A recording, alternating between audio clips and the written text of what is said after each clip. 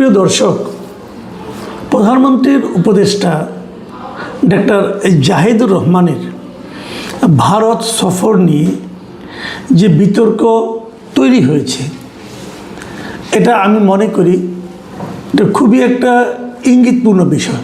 এটাকে আমি কোনো দুর্ঘটনা মনে করি না। এখানে অনেকগুলো বিষয় কিন্তু কাজ করছে একসঙ্গে। দেখুন, ডক্টর জাহিদুর রহমান প্রধানমন্ত্রীর উপদেষ্টা, সেই সঙ্গে তিনি একজন প্রতিমন্ত্রীর মর্যাদা সম্পন্ন ব্যক্তি। ঘটনাটা আপনারা নিশ্চয়ই এর মধ্যে জেনে গেছেন যে গত 14 জুন, মানে আজকে হলো 16 জুন, একদিন আগে তিনি বিকেলবেলা, রবিবার সেদিন ছিল, বিকেলবেলা ইন্ডিয়ার একটা ফ্লাইটে করে উনি দিল্লিতে গিয়েছিলেন। দিল্লিতে ওনার একটা সরকারি সম্মেলন ছিল, বেসরকারি কোনো আমন্ত্রণ না। ইন্ডিয়ান ওশেন রিম অ্যাসোসিয়েশন IORA এর একটা সরকারি সম্মেলনে উনি আমাদের দেশের প্রতিনিধি দলের প্রধান হিসাবে উনি সেখানে গিয়েছিলেন। তো সেখানে উনি একদিন আগেই চলে গিয়েছিলেন। তো সেখানে যাওয়ার পর ওনাকে এয়ারপোর্টে ইমিগ্রেশনে আটকে দেওয়া হয়, এবং এই আটকে দেওয়ার কী কারণ থাকতে পারে সেটা নিয়ে নানা ধরনের কথা বলা হয়ে থাকে। মূলত যে ঘটনাটা সেটা আপনাদেরকে বলি। অন্তর্বর্তীকালীন সরকারের সময় আমাদের দেশের বেশ কয়েকজন কন্টেন্ট ক্রিয়েটর অথবা সোশ্যাল মিডিয়া অ্যাক্টিভিস্ট যাদেরকে বলা হয়, তাদেরকে ভারত তাদের সিকিউরিটি ওয়াচ লিস্টে তাদের নাম রেখে দিয়েছিল, মানে এরা ওখানে ঢুকতে পারবে না। এবং তাদের যে চ্যানেলগুলি ছিল, যেমন ডক্টর জাহিদুর রহমানের একটা চ্যানেল এখনও আছে, জাহেদ স্টেক। এই জাহেদ স্টেকও ভারতে বসে কিন্তু দেখা যেত না। ভারতের কোনো নাগরিক ভারতের রাষ্ট্রীয় সীমানার মধ্যে বসে এই জাহেদ স্টেক যে ইউটিউব চ্যানেলটা আছে এটা দেখতে পেতেন না, ওটা ওখানে বন্ধ ছিল। এবং একই সঙ্গে বন্ধ ছিল আরও দুটো চ্যানেল। সেই দুটো চ্যানেল হলো, একটা ছিল আপনার ইলিয়াস হোসেনের যুক্তরাষ্ট্র থেকে, যিনি প্রচার করতেন, আরেকটা ফ্রান্সের প্যারিস থেকে ডক্টর পিনাকি ভট্টাচার্য। এই মানে 3টা চ্যানেল ভারতে নিষিদ্ধ ছিল।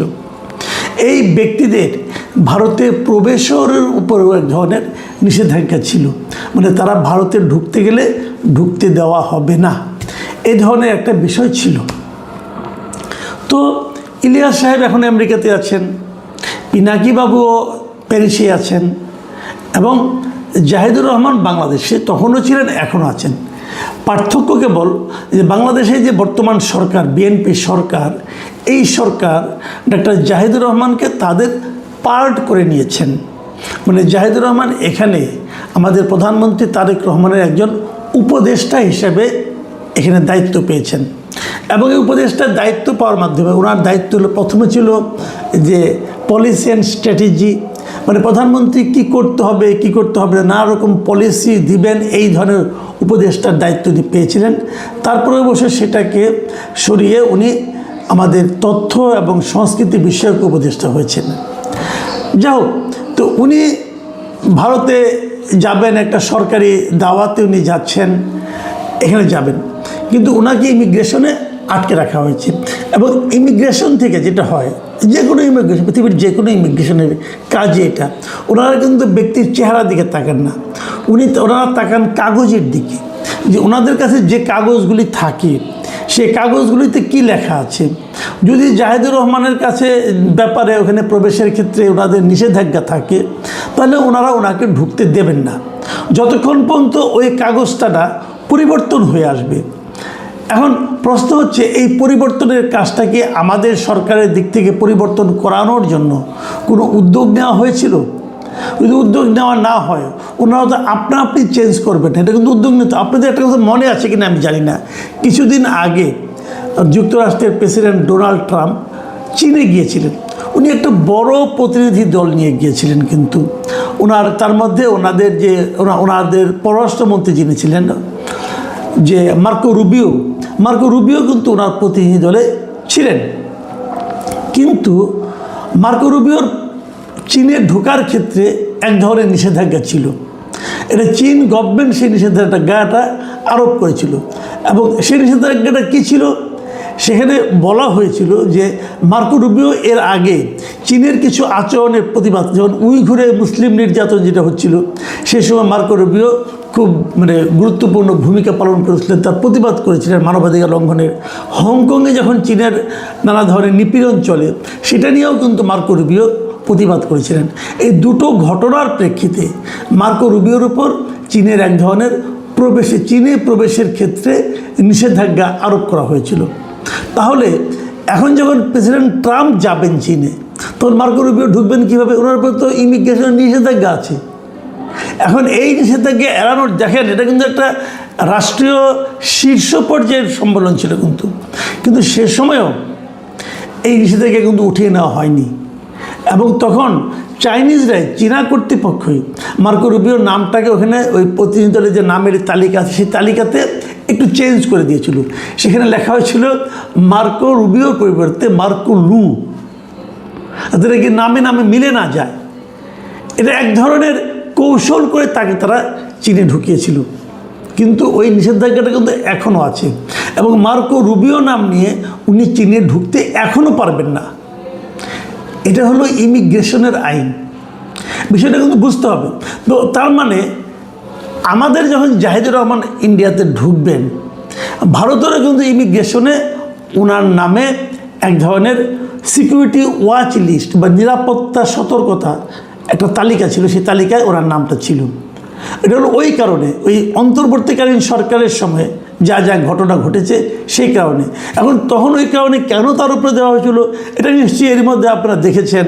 উনি ইন্ডিয়ান গভর্নমেন্ট সম্পর্কে, ভারত সম্পর্কে নানা ধরনের কথা কিন্তু ওনার চ্যানেলে উনি বারবার বলেছেন, এবং ওখানে উনি কতগুলি শব্দ ব্যবহার করেছেন যে ভারত ইত্রামি করছে, ভারত একটা ছ্যাচ্চর টাইপের সরকার, এগুলো কিন্তু উনি বলেছেন, এগুলো আমরাও শুনেছি।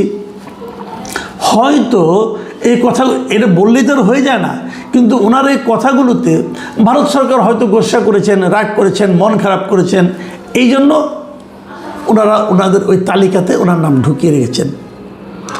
আমাদের একজন প্রতিমন্ত্রী, এখন কিন্তু আমি আর জাহিদুর রহমানের কথা বলছি না, এখন আমি বলছি আমাদের একজন প্রতিমন্ত্রীর মর্যাদার ব্যক্তি ভারতের ইমিগ্রেশনে তাকে আটকে রাখা হয়েছিল, এবং ওখানে 2 ঘন্টা একটা সোফায় বসেছিলেন। মনে রাখবেন, এটা কিন্তু আমি ব্যক্তি জাহিদুর রহমানের কথা বলছি না। জাহিদুর রহমান ব্যক্তিগতভাবে কী করেছেন কী করেননি সেটা ওনার হিসাব, উনি বুঝবেন, কিন্তু আমি বুঝবো উনি আমাদের প্রতিমন্ত্রী। আমাদের প্রতিমন্ত্রীকে ভারত এই ট্রিটমেন্ট করেছেন, এই ট্রিটমেন্টটা ঠিক হয়নি, কোনো সন্দেহ নেই। এই ট্রিটমেন্টটা আমার কাছে ভালো লাগেনি, আমি হতাশ হয়েছি, আমি অপমানিত হয়েছি, আমি রাগান্বিতও হয়েছি। এটা আমাদের দেশের জন্য অপমানজনক, কোনো সন্দেহ নেই। কিন্তু তারপরেও আমার প্রশ্ন হলো, এই অপমানটাকে আমি ইনভাইট করলাম? এই প্রশ্নটা খুব জরুরি। কেন ইনভাইট করলাম? ভারতের যে জাহিদুর রহমানের চ্যানেল যে বন্ধ, এখনও দেখা যায় না, ওটা চ্যানেল যে বন্ধ, ওনার ব্যাপারে যে এম্বার্গো একটা আছে ওনাদের, এই বিষয়টা আমাদের সরকার বা সরকারি কর্তৃপক্ষ জানেন না কেন, এটা আমি একটু বুঝতে চাচ্ছি। তারা কেন জানেন না যে এই ধরনের নিষেধাজ্ঞা আমাদের উপর থাকতে পারে, অথবা আছে কি না, ওনারা এই খোঁজটা নেন নাই কেন? মানে বিষয়টাকে তারা অতটা সিরিয়াসলি নেন নাই। এবং তারপর যখন আমি ভারতীয় একটা মিডিয়াতে দেখলাম, তারপর যখন উনি ওখানে ছিলেন, আটকা ছিলেন, তখন ওনাকে অভ্যর্থনা জানানোর জন্য কিন্তু দিল্লিতে আমাদের যে ভারতে দিল্লিতে অবস্থিত আমাদের যে বাংলাদেশের হাই কমিশনার যিনি ছিলেন, তিনিও কিন্তু এসেছিলেন, কিন্তু তিনি কতটুকু ভূমিকা রেখেছেন এটা নিয়েও কিছুটা সন্দেহ আছে। অনেকে বলছেন এই পুরো সময় উনি নাকি তেমন কোনো কথাবার্তা বলেননি, বলেছেন কি বলেন না আমি জানি না, কিন্তু এটাও কিন্তু খতিয়ে দেখতে হবে। আমি ওনার ভূমিকারও সমালোচনা করছি, আমি সমালোচনা করছি আমাদের পররাষ্ট্র মন্ত্রণালয়ের ভূমিকা। দেখুন, একটা দেশ থেকে যখন আরেকটা দেশে একজন মন্ত্রী পর্যায়ের কেউ যায়, অথবা রাষ্ট্রীয় কোনো ডেলিগেশন যায়, তখন কতগুলি নিয়ম কিন্তু মানতে হয়। প্রথমত বিষয়টা এখানকার যিনি ভারতে হাই কমিশন আছে তাকে ইনফর্ম করতে হয় যে আমাদের লোক তোমাদের এখানে যাচ্ছে, তোমাদের কোনো আপত্তি আছে কি না, এটা যেমন ইনফর্ম করতে হয়, তেমনিভাবে ওখানে যে আমাদের হাই কমিশন আছে অথবা এমবেসি আছে তাদেরকে ইনফর্ম করতে হয় যে আমাদের এই লোক যাচ্ছে, তুমি একটু যোগাযোগ করে সব ঠিকঠাকের ব্যবস্থা করো। তো এই 2 ব্যবস্থাতেই তো জানার কথা ছিল, যে ওনার ওখানে যাওয়ার ক্ষেত্রে সমস্যা আছে, ওনাকে ইমিগ্রেশনে আটকানো হতে পারে। যদি তারা জানতে পারতো, যদি তারা যোগাযোগ করতো, যদি জানতো, তাহলে তখনই তো এই সমস্যার সমাধান করা যেত, অথবা বলা হতে পারতো আপনি এসেন না, আপনার নামে কিন্তু একটা এম্বার্গো আছে। কিন্তু সেরকম তো কিছু হয়নি। দ্বিতীয় আরেকটা কথা, জাহিদুর রহমান সাহেব গিয়েছিলেন তার গ্রিন পাসপোর্ট নিয়ে, মানে আমার আপনার যে পাসপোর্ট এরকম একটা সাধারণ পাসপোর্ট নিয়ে গেছিলেন। যখন কেউ মন্ত্রী পর্যায়ে চলে যান, যখন কেউ সচিব হয়ে যান, সচিব পর্যায়ে যখন উঠে যান, সবারই পাসপোর্ট কিন্তু লাল পাসপোর্ট হয়, মানে এটা বলা হয় ডিপ্লোম্যাটিক পাসপোর্ট, মানে কূটনৈতিক পাসপোর্ট। এই পাসপোর্টের কিন্তু আলাদা একটা মর্যাদা আছে। এই পাসপোর্টের কিন্তু অনেক সাধারণ নিয়ম এই পাসপোর্টের জন্য প্রযোজ্য নয়। তো উনি যদি ডিপ্লোম্যাটিক পাসপোর্ট নিয়ে যেতেন তাহলে তাকে সুবিধা হতে পারতো, কিন্তু উনি ডিপ্লোম্যাটিক পাসপোর্ট নিয়ে যাননি। কেন যাননি? এটাও কিন্তু একটা বড় প্রশ্ন।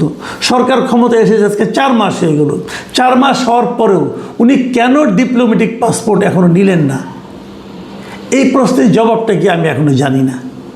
এই প্রশ্নের একটা জবাব থাকা দরকার। এই প্রশ্ন উনি কেন নেবেন না, এটা তো কোনো বিনয়ের ব্যাপার না। অথবা উনি মনে করেন না আমি সরকারি লোক হতে চাই না। আপনি তো সব জায়গায় সরকারি লোক। তো আপনি ডিপ্লোম্যাটিক পাসপোর্ট নিয়ে যাবেন না, আপনি একটা সাধারণ পাসপোর্ট নিয়ে যাবেন। আপনি সাধারণ পাসপোর্ট নিয়ে যে যদি ডিপ্লোম্যাটদের মতো একটা সমাদর আতিথেয়তা আশা করেন তাহলে তো হবে না।